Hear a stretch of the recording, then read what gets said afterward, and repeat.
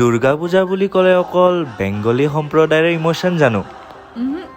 আমিবোৰ অসমীয়াৰো হিয়াৰ আমঠু এই দুৰ্গা পূজা। আৰে একদম প্ৰকৃতিয়ে শৰতৰ আগমনিৰ আভাস দিয়াৰ লগে লগে প্ৰত্যেকজন অসমীয়াৰ হৃদয়তে উঠলি উঠে ঢেৰ সাৰা এক্সাইটমেণ্ট। আৰু জানো অসমৰো চুকে কোণে থকা খনিকৰবোৰে নিজৰ হাতৰ যাদুৰে আমাৰ মাক কিমান ধুনীয়া কৰি তোলে। আৰু দুৰ্গা পূজাৰ আনন্দ উপভোগ কৰিবৰ কাৰণে আমি বেলেগ দেশলৈ কিয় যাব লাগে যদি আমাৰ অসমতে ইমান ধুনীয়াকৈ উদযাপন কৰা হয়। ঐ, এই বাবুৰ যে কেইদিনমান পিছত কেইটামান ধুনীয়া ধুনীয়া পেণ্ডেলত ৰূপান্তৰিত হ'ব।